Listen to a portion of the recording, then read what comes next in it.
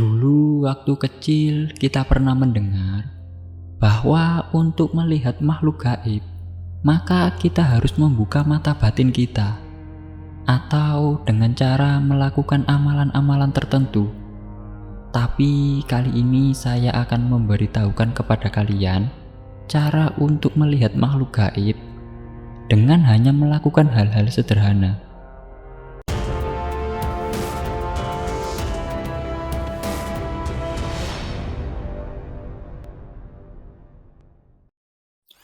Woi, kembali lagi di channel Papa Reka.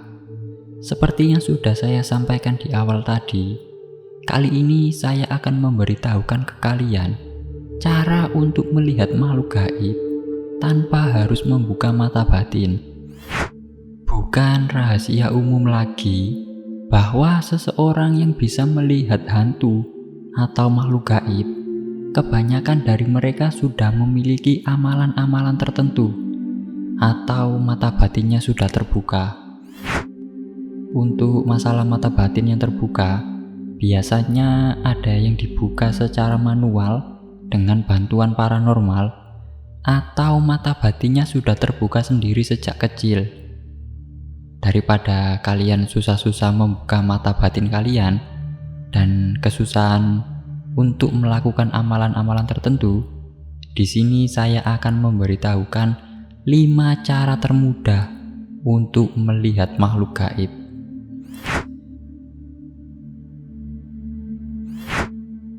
Yang pertama adalah tidur sambil telanjang. Tidur adalah kondisi paling rapuh yang dialami oleh manusia, di mana kesadaran manusia itu terlepas dan menyebabkan tubuh tak berdaya. Dalam posisi ini, energi gaib yang negatif lebih mudah masuk. Banyak paranormal percaya bahwa tidur telanjang adalah bentuk keterbukaan total secara fisik, mental, bahkan spiritual. Di berbagai pelosok Indonesia, terutama di Jawa, beredar sebuah kepercayaan lama. Katanya, tidur sambil telanjang bisa mengundang makhluk halus untuk mendatangi kita. Ini bukan cuma omongan iseng orang tua, tapi ini bagian dari warisan lisan yang turun-temurun diceritakan. Menurut mitos itu, tubuh manusia punya semacam energi pelindung alami, semacam aurat spiritual.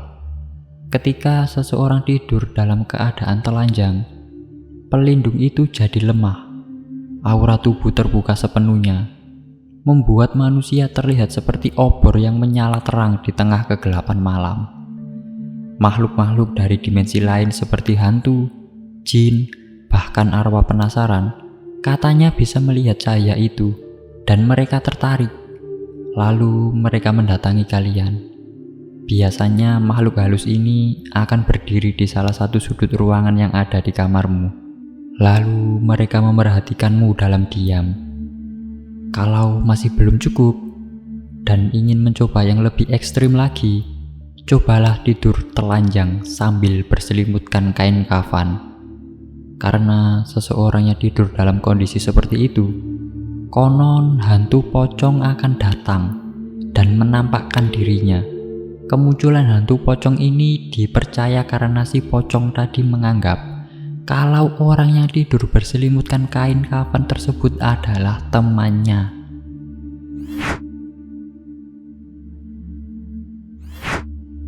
Cara yang kedua adalah mencukur alis sampai habis. Dari sekian banyak bagian tubuh manusia, alis mungkin terlihat biasa saja. Tapi dalam dunia gaib, konon katanya alis punya peran sebagai tirai pelindung. Maka, saat kamu mencukurnya sampai habis, kamu membuka matamu, bukan hanya untuk membuka mata terhadap dunia ini, tapi juga dunia mereka. Mitos ini tersebar luas di kalangan masyarakat Indonesia. Dikatakan bahwa alis adalah batas spiritual, pelindung pandangan mata terhadap dunia lain. Ketika alis dihilangkan, seseorang jadi lebih peka secara spiritual dan lebih mudah melihat makhluk tak kasat mata. Dalam kebudayaan Jawa, Misalnya dikenal istilah mata batin. Orang yang mata batinnya sudah terbuka, konon bisa melihat makhluk dari dimensi lain. Nah, dalam mitos ini, mencukur alis dianggap sebagai membuka mata batin secara paksa, terutama bila dilakukan tanpa ritual atau perlindungan spiritual. Konon, mereka yang mencukur habis alis tanpa izin spiritual, maka bisa melihat makhluk gaib dan mengalami hal-hal aneh, seperti bisa melihat tuyul, sering merasa diawasi makhluk gaib, mengalami mimpi yang sangat nyata dan berulang, mengalami sakit kepala aneh di tengah malam. Bagi sebagian orang, mencukur alis hanya dibuat gaya-gayaan semata. Tapi, bagi mereka yang sudah tahu rahasianya, itu adalah pertaruhan. Karena saat kamu menghapus tirai pelindung itu dari wajahmu, kamu tidak hanya mengubah penampilanmu, tapi juga dapat melihat mereka. Mereka yang selama ini diam-diam memperhatikanmu juga dari balik bayangan.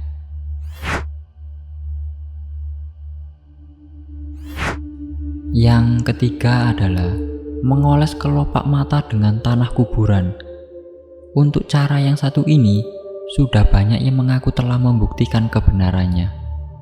Dengan mengoleskan tanah dari area kuburan ke kelopak mata, menurut cerita, seseorang bisa melihat bentuk hantu. Banyak orang percaya bahwa tanah kuburan ini bisa mengundang makhluk halus untuk mendekat. Di dalam tanah kuburan, terdapat aura mistis yang bisa membuka mata batin untuk sementara waktu. Karena hal itulah, orang yang mengoleskan tanah kuburan ke kelopak matanya disebut bisa melihat dan mengundang hantu. Beberapa masyarakat beranggapan bahwa tanah kuburan ini bisa membuka mata batin. Hal ini dipercaya karena tanah kuburan berasal dari tempat kematian dan selalu berada dalam aura mistis. Dengan demikian, hantu cenderung mendekat karena mereka memang suka hal-hal yang berbau mistis. Namun, untuk mengambil tanah kuburan ini ada syarat dan ritual khususnya. Yang pertama, mengambil tanah dari makam yang baru, maksimal 7 hari setelah dikuburkan. Yang kedua, pengambilan tanah harus dilakukan saat malam hari, sekitar jam 12 malam sampai jam 3 dini hari.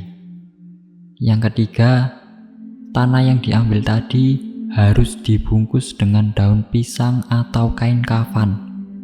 Dan ritual yang terakhir yaitu, saat sudah sampai di rumah, tanah tadi harus dihaluskan. Kemudian dioleskan ke kedua kelopak mata secara perlahan. Setelah proses tadi dilakukan dengan benar, maka kalian tinggal datang ke tempat angker, lalu kalian akan melihat sesuatu yang sebelumnya belum pernah kalian lihat.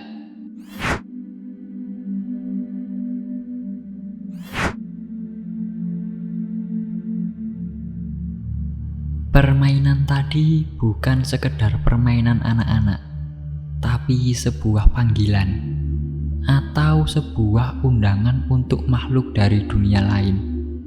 Jelangkung merupakan ritual pemanggilan arwah yang populer di Indonesia. Sekilas terlihat seperti permainan anak-anak, tapi di baliknya menyimpan praktik komunikasi spiritual kuno yang sangat berbahaya. Biasanya jelangkung dimainkan oleh 2-4 orang. Mereka membuat boneka dari batok kelapa, kayu, atau bambu, dan memakaikannya baju sebagai simbol tubuh arwah yang dipanggil. Lalu menyiapkan tulisan huruf-huruf dari A sampai Z dan angka 0 sampai 9. Huruf dan angka tadi disusun melingkar di kertas, di lantai, atau di sebuah papan. Lalu boneka tadi dipasangi pulpen atau pensil di tangannya. Sebenarnya bermain jelangkung tidak secara langsung membuat kita melihat makhluk gaib, karena konsep dari permainan ini adalah mendatangkan arwah penasaran dari seseorang yang telah meninggal dalam keadaan tak wajar. seperti meninggal karena bunuh diri, meninggal karena kecelakaan, atau meninggal karena terbunuh. Sebelum melakukan permainan ini, kalian harus menyiapkan boneka seperti yang sudah saya bilang tadi.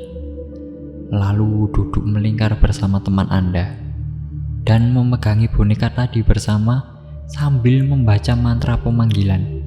Dalam permainan jelangkung dibutuhkan konsentrasi dan mental yang kuat, karena setelah membaca mantra pemanggilan, maka boneka tadi akan bergerak sendiri. Jika boneka itu sudah bergerak, itu artinya boneka tadi sudah dirasuki oleh arwah.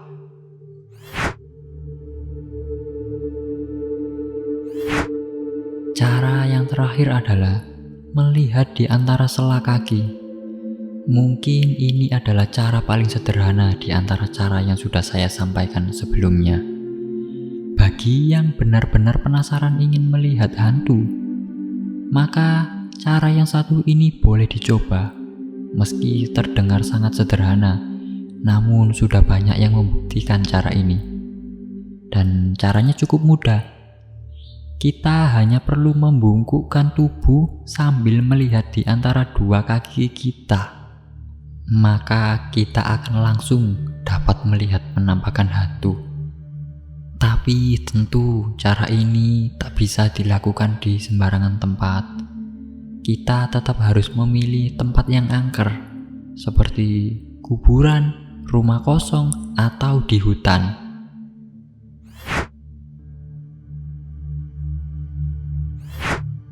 Setiap budaya punya caranya sendiri untuk melihat yang tak kasat mata.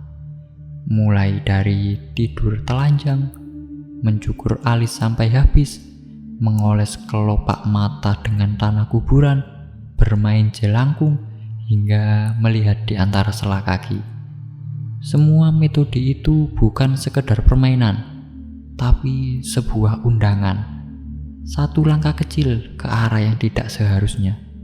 Dan begitu kamu bisa melihat mereka, mereka pun bisa melihatmu. Karena melihat hantu bukan seperti menonton film di layar lebar. Kamu bukan lagi penonton. Kamu adalah bagian dari cerita mereka. Jadi sebelum kamu mencoba cara-cara itu, tanyakan pada dirimu sendiri, benarkah kamu hanya ingin melihat, atau tanpa sadar kamu sedang memanggil? Karena sekali mereka datang, tidak semua akan pulang.